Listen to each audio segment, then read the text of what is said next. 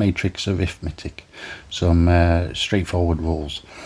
Now, two m multiplied by n matrices A and B are equal if the corresponding entries agree, i.e. A equals B. Now the zero matrix, the m multiplied by n zero matrix, 0 of mn, is the mn in which all the entries are 0. Now addition, matrix addition, the sum of two m multiplied by n matrices A and B is the m multiplied by n matrix. So and A plus B is the A, ij, which these are the components, and obtained by adding the entries, is shown here. Now negatives, the negative of an m multiplied by n matrix, Aij, is the mn matrix obtained by taking the negative of its entries.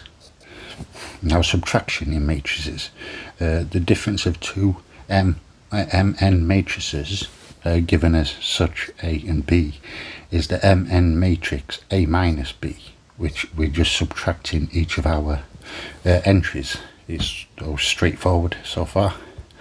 Now scalar multiplication, the scalar multiple of an mn matrix Aij by a real number k is an mn matrix obtained by multiplying each entry in turn. So ka is k multiplied by all our entries, giving this. Now a quick example, these two matrices here, we just add in the components, we get this. But this does not hold, as it's undefined since matrices are of different size. This has two columns, two rows and 3 columns. This one has the opposite. Now addition of matrices, in addition of mn matrices, we have the rules here, closure. For all, this means for all matrices A and B contained in m and n, A plus B is contained in here. And again we have our other axioms, associativity, identity and inverse and commutativity, which we've been through these various times in the group theory to define what groups are. So I'm not going to spend much time on this here. Now we have the transpose of a matrix. The transpose of an m multiplied by n matrix A is the n multiplied by n matrix A to the t, where I and j entries is the j and I entry of A.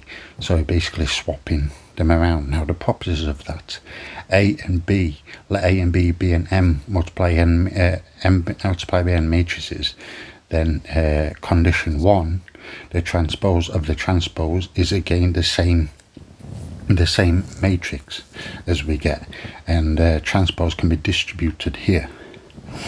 And let A be an mn matrix in B and np matrix, then A B transpose is B A transpose. So the transposition, what this is all saying is the transposition is basically a reflection across the diagonal. So all the numbers on this side and whatever entries are reflected on that side, and vice versa, they're swapped around. And that's what a transpose is.